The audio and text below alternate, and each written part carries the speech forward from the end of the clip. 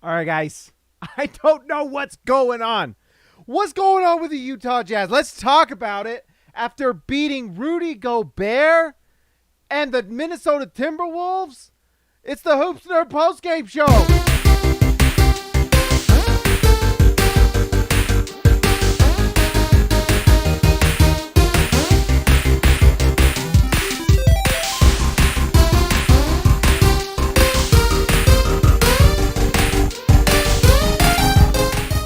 All right, guys, this is absolutely bonkers. The Jazz are 2-0. Did you know, as of right now, the Utah Jazz are the number one team in the NBA. They have the number 3 offense and the number 5 defense. This is absolutely bonkers. I don't know what to think. I don't want to expect. But first, let's talk about Rudy Gobert and the Minnesota Timberwolves. This was a fun game, by the way. Let's set this up while we talk. But anyways, the Utah Jazz came into this one. Obviously, the story was this the Rudy Gobert. Oh, man, can we get this right? One day we will not have problems on this show. All right, there we go.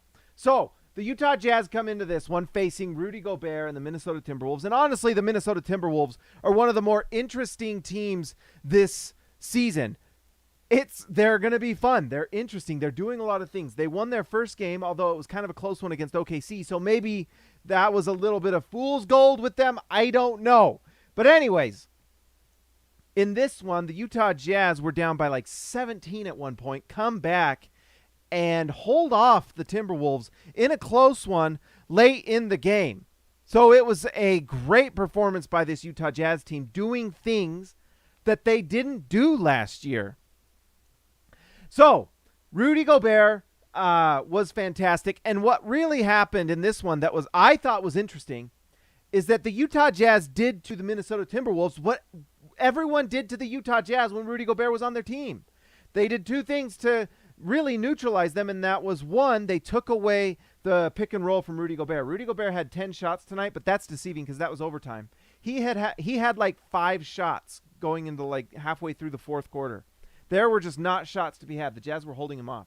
So, let's see. I want to make sure I'm looking at the right thing here. Am I looking at the right screen? Yeah. So, Rudy Gobert comes into this. He ends up, let's see. He has 4 baskets. Gosh, I can't see what I'm doing here. Oh, I'm on the Jazz. Gosh, it's only game 2, and we're still screwing it up. 9 points for Rudy. They kept him from doing that, and then they neutralized him on the offensive end. So they were stretching Rudy out just like everyone did to Rudy when he was on the Jazz. Basically, who would know better how to do these things than the Utah Jazz? So every pick and roll when they went at Rudy Gobert, or every pick and roll the Minnesota Timberwolves tried to run against the Jazz, whether it was Olynyk, whether it was Walker Kessler, they were holding back with Rudy Gobert so he couldn't get the ball. It was forcing the Minnesota Timberwolves ball handler to shoot the ball in the mid-range. And it worked at times and it didn't at others. It's exactly why Donovan Mitchell would get tons of mid-range jump shots with the Jazz last year. Well, the other thing that the Jazz did, like we said, was they stretched him out and they were taking threes. Kelly Olynyk was taking a lot of threes. Well, I don't know if a lot, but Kelly Olynyk hit a big-time 3 at the end of the game. He took 6 threes tonight. This right here is incredible. 5 for 6 from 3 from Kelly Olynyk. That is what won this game, honestly. 5 for 6 from 3. Jordan Clarkson, 7 for 12 from 3. Jordan Clarkson with an absolutely bonkers night. But anyways, Rudy Gobert still managed to have 23 points. He had 9 points in the game. Still just an elite defensive player, but that's something that the Timberwolves are going to have to figure out because it was something that Quinn Snyder and the Utah Jazz could not in the playoffs, that is. And if there's a blueprint there, other teams are going to follow it, and it's going to be interesting for the Wolves to figure out what they can do to overcome it. It may be that the Jazz just really know how to go after Rudy Gobert, or it could be that, maybe it's just something that everyone kind of knows how to do now. Rudy Gobert can guard the perimeter. That's the thing, is he can.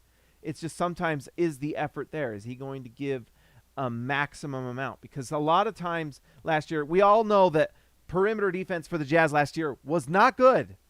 But there were times where the contests from Rudy Gobert were also not good. Rudy needed to go out and guard his man better.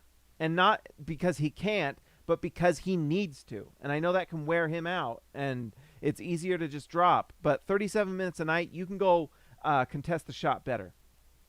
Anthony Edwards scored 30 tonight.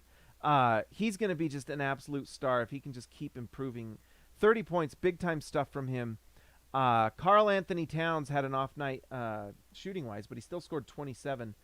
And that's about everything you need to know about the Wolves tonight. I mean, the Jazz did a great job. The Jazz were awesome tonight defensively. They were just fantastic.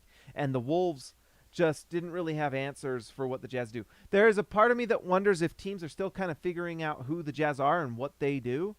But either way, the Jazz are taking advantage, and they are playing with such high energy. They are playing at a level that I personally think is incredible. It's a lot of fun.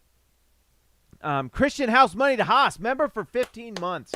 Thank you, Christian to Haas. Buy Gobert. I will say this. I love Rudy Gobert. I have like 5 Rudy Gobert bobbleheads. I have the Rudy Gobert posters, the jerseys, everything. I love Rudy Gobert. I will say I am very happy that we don't have to talk about Gobert touches in the post anymore. I don't care about that anymore. I don't have to talk about it. It's nice, okay? It's nice. Ugh, I like doing this with this hat. All right, so it's nice that we don't have to do that, okay? Join the GOAT Best Roll 199. Thank you, my friend. The GOAT Best Roll coming through. All-Star. How pissed is Ainge? Probably like at a 1 to 10, probably a 4. I don't think he's that pissed because guess what? Well, let's talk about this first. Well, let's talk about, here, I'm going to take your question and I'm going to do an ad. Let's talk about Prize Picks. I lost my Prize Picks tonight because I was an idiot. I got my over on Jared Vanderbilt because he's a freaking monster and that was easy money. I thought Rudy Gobert would be featured because he was so featured in the first game. I was stupid because every other choice would have gone for me. Prize Picks, it's easy money, guys. All you do is you pick over-under on players. So you can pick an over-under on points, rebounds, sometimes steals or assists. I could have picked Mike Conley, the over on assists. I would have got it. I could have picked Anthony Edwards, the over on points. I would have got it. And guess what? We used our promo money, and I would have made $360. Not mad at all, right? But anyways, we'll get it next time. Anyways, it's fun. And if you go use promo code HoopsNerd at Prize Picks when you download the app or you go on the website, you get matched up to $100. So let's say you just want to do it for fun. You want to do $5, put $5, and they'll give you $5, and there's a $10 go. And you pick 2 players. It times it by 3. Is that how English works? Yes. And you win lots of money. So that's the equation. Times it to make money, to do the things. It's fun. Except when you pick Rudy Gobert to get the over on 15 points. I thought he'd do it, and he didn't do it. So son of a gun. But anyways, it's a lot of fun. Go to Prize Picks. Use promo code HoopsNerd. I would appreciate it. It supports the channel a lot. And there you go. All right. Jordan the Goat's pet. Let's just start with Jordan's question. Thank you for the donation, Jordan. I appreciate it. Danny Ainge is at a 4 out of 10, I think, because we want to lose for Wembanyama. I think the thing that is probably not putting him at a 10 is that the Utah Jazz are finding out they have a really good coach. A really good coach. On this channel, we were tired of Quinn Snyder, right? At least I was. I know some of you in the chat probably fans. He wasn't very good the last 3 years. If ever. He was like, imagine not... I mean, you had 3 All-Stars on the team 2 years ago, and they found a way to lose just fantastically in the second round. I think there's a lot of coaches out there that if they had 3 All-Stars on their team, probably would have done pretty well. It would have been nice to have seen what Will Hardy could do back then. It's too bad he's like the youngest coach in the NBA, so obviously it probably wouldn't have happened. But that's what I think is that Danny Ainge is pretty darn excited about what we have at the head coach. That was the big thing that the Jazz were worried about this year. Do we have the guy? It turns out we have the guy. And that's the other thing, is this season is not just like tanking, and we can talk about tanking. We'll probably talk about it all year. But it's about creating building blocks. It's about creating a foundation for the future. Wow. How's that for a line? It's a foundation for the future is what we're creating right now. This team is finding out what they want to build upon. And one of these major cornerstones is Will Hardy. Okay? And now we know. Now we know. This guy is scheming in game 2. We did not see this last year. Will Hardy has game plans for the Wolves in game 2. Last year we came out of the blocks and we were tired and exhausted from trying to like make everyone fit into Quinn Snyder's system. Round square peg, round hole, gosh, peg. That was last year, all year, 2-3 years of that. Guess what Will Hardy's doing? He's doing this thing where he looks at the roster that he has and he's making a system that fits around it. We have players absolutely shining and blossoming before our eyes, and it's game 2. It's game 2. It's incredible. So, yes, would we like to lose more games? Absolutely. Victor Wembanyama, if the Jazz win Victor Wembanyama, it will be the greatest sports moment in the history of Utah sports. No question. I would put it above the national championship for BYU in the 80s. I would put it above the championship for the Utah Stars in the 70s. It would be the greatest, most epic moment ever. Right? Absolutely. Over RSL winning a title, right? Like, what would come close to that? What would come close? You get the best prospect since LeBron, if not a better prospect than LeBron. And that's the thing that's got to get you excited about this year. The Jazz have the coach now. We have the guy. We have the guy that can go to the playoffs and can win you games. If he's doing this with this roster, with this ragtag group of guys that just play hard and get on the floor and get the ball and play hard and care and actually like each other. Imagine what will happen when you have players with elite talent, elite skill, elite advantages just because of the players on the floor. Oh my gosh. This means you have a chance, guys. This is part 1 of this book series. Prologue. The Jazz went and got Will Hardy, youngest coach in the league. Before all the stuff happened in Boston, the Jazz were able to sneak in and grab an elite head coach. Will Hardy's looking pretty darn good, and that's why I'm sure Danny Ainge isn't too sad and too mad. Where are we going with this? All right, Lauri Markkanen. Holy smokes, have the Jazz found something nice in him. I was wondering if the Eurobasket level of play would continue, and it is absolutely happening. Tonight, he didn't even shoot the ball from 3 very well, and he still managed to have 24 points, 13 rebounds, 5 assists.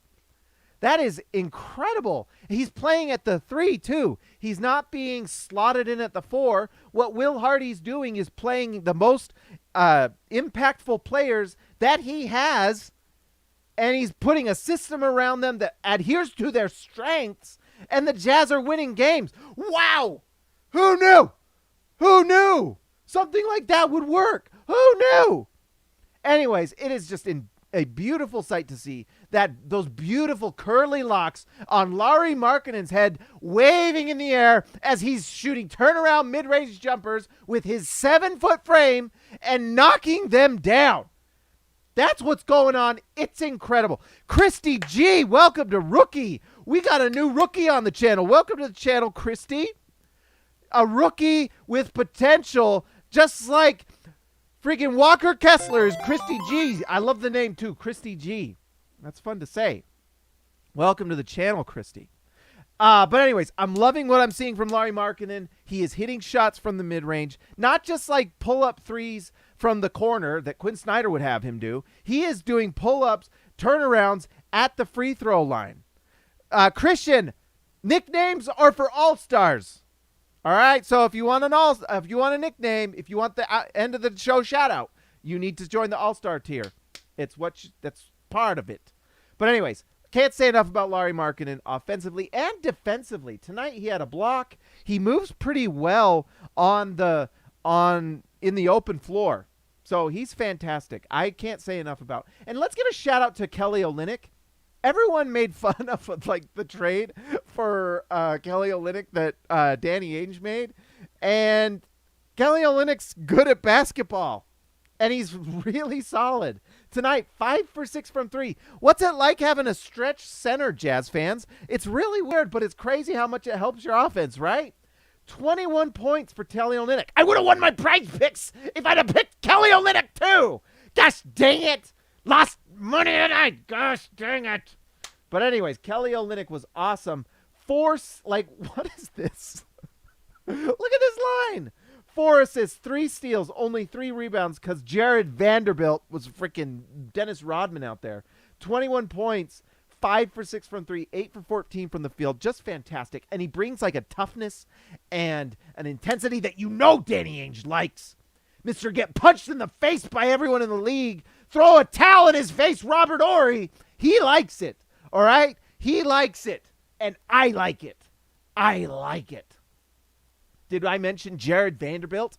Jared Vanderbilt tonight, 2 for 5 from the field. And it didn't matter whatsoever because he was one of the most impactful guys. There's a story here with Jared Vanderbilt that we need to watch all year long. He is fantastic. He's probably my favorite player on the Jazz. I love these guys that come out with just intensity. They just flying around, playing defense, diving for balls like Dennis Rodman on the floor. Remember the picture of Dennis Rodman? That's Jared Vanderbilt. And he knows where the ball goes. If you saw the Michael Jordan doc where Dennis Rodman was like, whatever that was, that's Jared Vanderbilt. He knows where the ball goes, and he goes to there, and he's faster than you, and he has longer arms than you, and he gets there, and he gets the rebound. And then you know what he does? He passes the ball. He knows how to run a transition play. So go rewatch this game, guys. Go watch him get his rebounds, push the ball ahead. It's so good. It makes me so happy. This Jazz team is fun. They shouldn't be winning, but it's fun to watch because each individual player is shining. It's a shout out to them. It is a shout out to their talent. It's a credit to the Jazz front office who is picking the right players. It's a front office that knows how to evaluate talent. So if you were worried about the Jazz tanking and the Jazz not getting a right pick, this front office under Danny Ainge and Justin Zanuck, they know how to evaluate talent. And they knew that Jared Vanderbilt was good, and he looks freaking awesome. Also interesting, he's 6'9", and he's the center, when Lauri Markkanen and Kelly Olynyk are both 7-footers. But Jared Vanderbilt is the center of this team. Oh, my gosh. I love it. So the thing that Jared Vanderbilt has to develop this season, the thing that he's going to need to kind of learn, outside of offensively, he cannot shoot a basketball. But it doesn't really matter because he does everything else incredible. And one thing you've noticed is the Jazz are trying to get the ball in his hands and help him be kind of a Draymond Green where he handles the ball and can kind of be effective with the ball in his hands. Because that's the one thing that non-shooters can do on offense that's effective. Put the ball in their hands. Have them set up plays. We've already seen it in the preseason. Vanderbilt was setting up corner 3 shooters. So that's something obviously the Jazz are trying to kind of experiment with. I hope Jared Vanderbilt's on the Jazz for the next 10 years. He's incredible. 14 rebounds. He did that in 24 minutes. He is getting, what is the math there? What is the ratio? Someone get a calculator. But 14 rebounds in 24 minutes, that means he's just every minute he's getting a rebound, just over a minute. Something like that. That's how math works, okay? But anyways, 4 assists for Vanderbilt. 4 steals. On defense, he's got his arms out, and they are just like so beautifully long and strong, and you just want to get hugged by him a little bit. And he just moves on the floor. He is in the lanes, getting steals, diving for ball. I have the worst man crush on Jared Vanderbilt. I can't get over it. It's fantastic. I love it. He's incredible. Amazing. Amazing. Who doesn't love Jared Vanderbilt? If you don't love Jared Vanderbilt, you better get off this channel right now. You better unsubscribe and block me and get out of here. All right? That's just the rule. All right, Jordan Clarkson, like we said, the biggest variance player out there. He has had the game 1, the numbers were not there. Tonight explodes because that's what he does. It's either boom or bust with Jordan Clarkson. Tonight, fantastic. 10 for 17 from the field, 7 for 12 from 3, 58% from the field, 58% from 3. Somehow gets the exact same percentage on different numbers. I don't know, but he's Jordan Clarkson. He knows how to do it. 6 assists, 5 rebounds, 29 points. I mean, Jordan Clarkson last year had some crazy games. This is like one of the best games I've ever seen. This is wild. 6 assists, 5 rebounds? What in the world is going on in Utah? What is, like Brian Windhorst said, what is going on in Utah? This is bonkers. +8 for Jordan Clarkson? Starting? Who knew he could start a basketball game? Who knew? Certainly not Quinn. Certainly not Quinn. Christian House money to Haas. This is a good luck purchase. Jazz all the way, baby. $5. Here's the question. How are the Jazz going to get Wembanyama if they win every single game this year? I don't know if if they win the title, how would they get Victor Wembanyama? I don't know if you can do that. I don't think you can both win the title and get Victor Wembanyama, but maybe that's what's going to happen. Okay, this is the other big thing we've got to talk about. Well, we've got lots of things to talk about. I'm going crazy tonight. But Mike Conley, and by the way, Christian, thank you so much. $5. What a generous thank you, my friend. Thank you, House Money. You are amazing. But anyways, Vic, this is the big story with the Jazz. Mike Conley is playing at an elite level. Tonight, 11 assists. I don't know what his career or his high, like career high with the Jazz, his Jazz career high, but I'm pretty sure it's not more than 11. Or it's just right around there. And in 2 games, he's already hitting. He had 8 assists in game 1. He has 11 assists tonight. How's that from memory? 11 assists tonight. He is killing it. He is absolutely the difference maker on the floor. If you look here, +13, top plus minus on the entire Jazz. He is absolutely setting up this whole team at an incredible rate. And he is the difference maker for everything. Everything we've talked about. Markkanen, Olynyk having a monster night. Vanderbilt being incredible, Jordan Clarkson. All of this really happens because Mike Conley is kind of the crux of everything. And so this is actually perfect for Danny Ainge. Because here's the thing. You can stay with Conley and have him continue to play like this. You will win some games, probably more than you want to. Or you just let Mike Conley increase his trade value. And then when the Lakers come with 2 unprotected first-round picks to save their season, you trade them. And then you get Victor Wembanyama. Oh my gosh, guys. Things could not be going better for the Jazz. Yes, they're 2-0. Yes, they're the best team in the NBA right now. Yes, they have the best record in the NBA right now. Yes, they are better than the Lakers. Yes, all these things are good and happy and great. And it's only going to get better because Danny Ainge and the Jazz have all the options in the world now. All of them. All of them. It's incredible what's going on with the Jazz.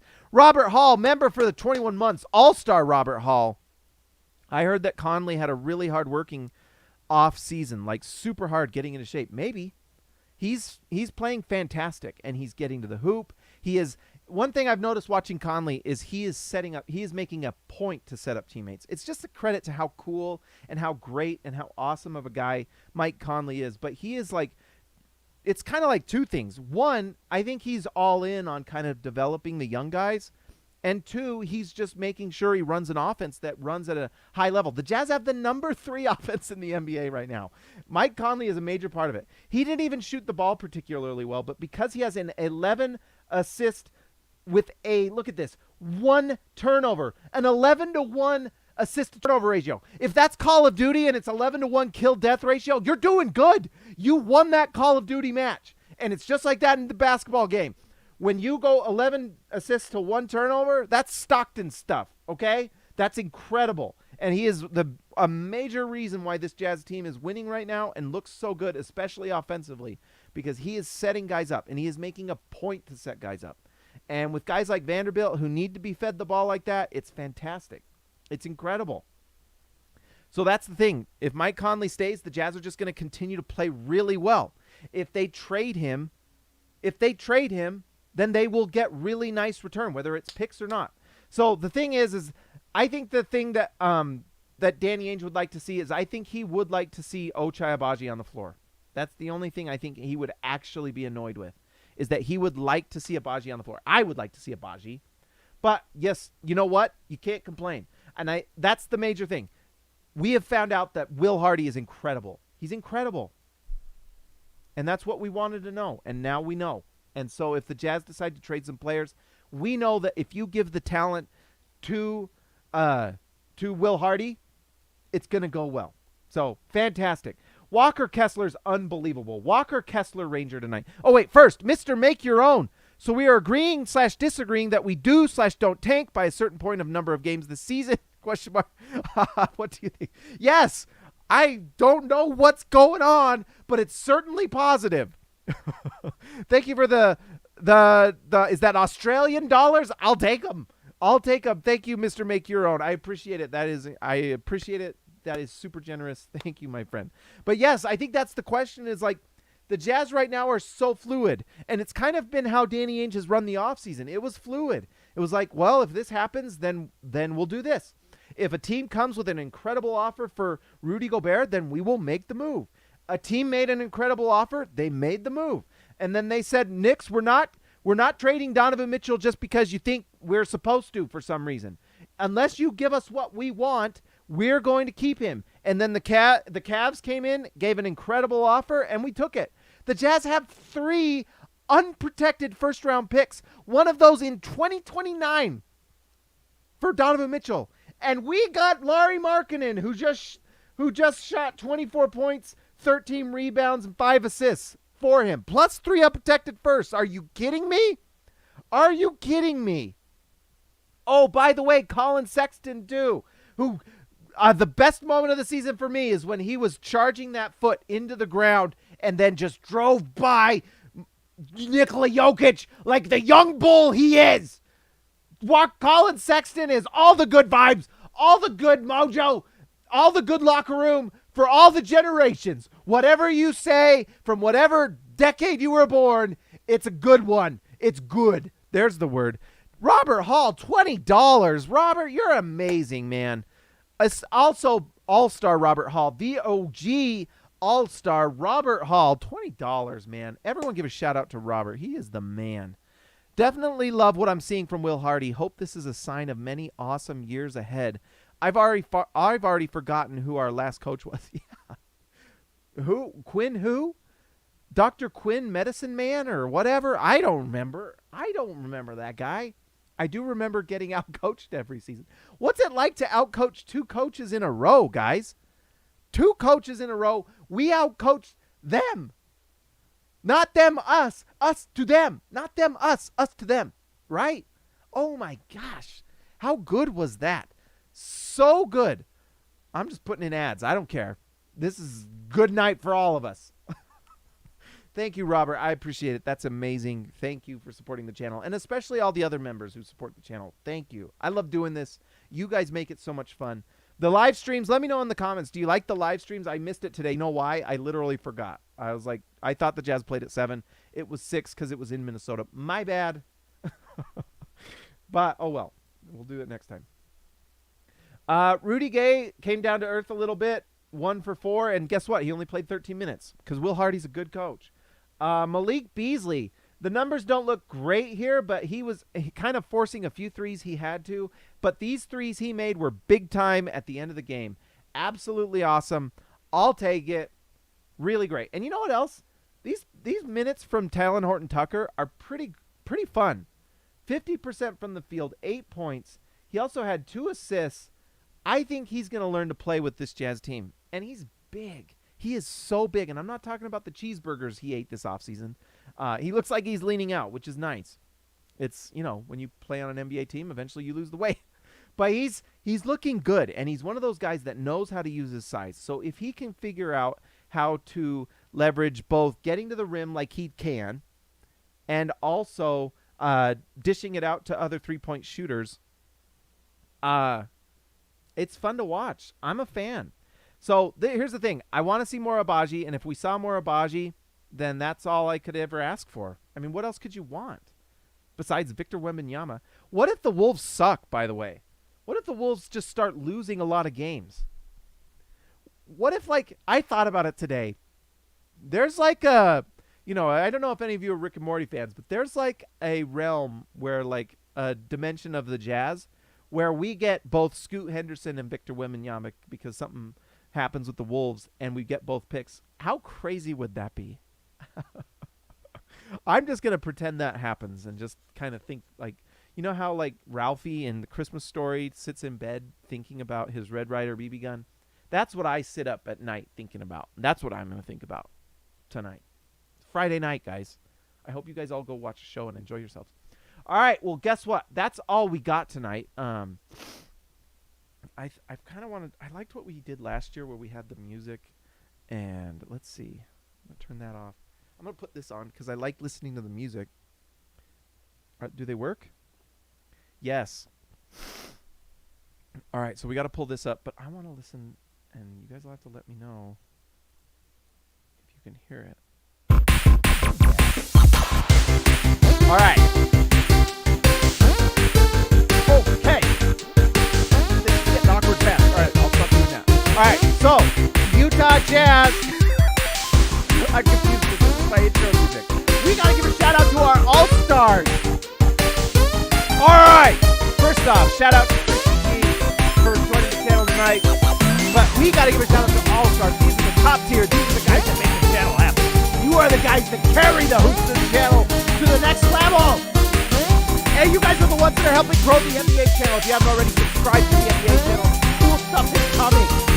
But let's give a shout out to Just Buckets, JB, Baby Elliott Match, Zach Watts, BGG, Total Base Domination, Christian House Money to Haas, making his presence known tonight. Tyson Price, The Price is Right, X marks the spot for Vincent, Jordan the GOAT, Best Rule, Joshua Hansen, The Danish Destroyer, Ezekiel Wright, T-Bay, The Panther Down Under, Austin R. Grant, Editor Extraordinaire, Donald Schooley, schooling all of us, DWC, Darren Williams, Carlos Boozer, Jorge Arrizaga, mi amigo de abajo, Patrick Atubo, Stefano Tour, and Robert Hall of Fame, showing why he's Robert Hall of Fame tonight. I can't tell you that. You guys are incredible. How are we feeling? The Jazz are the best team in the NBA. Number 1 record.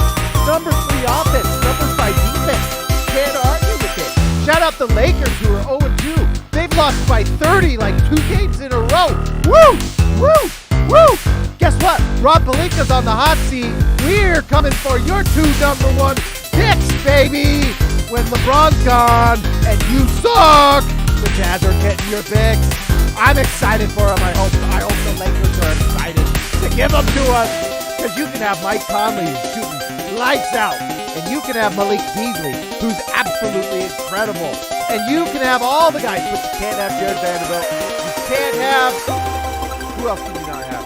Ochai Agbaji, and you can't have Walker Kessler Ranger.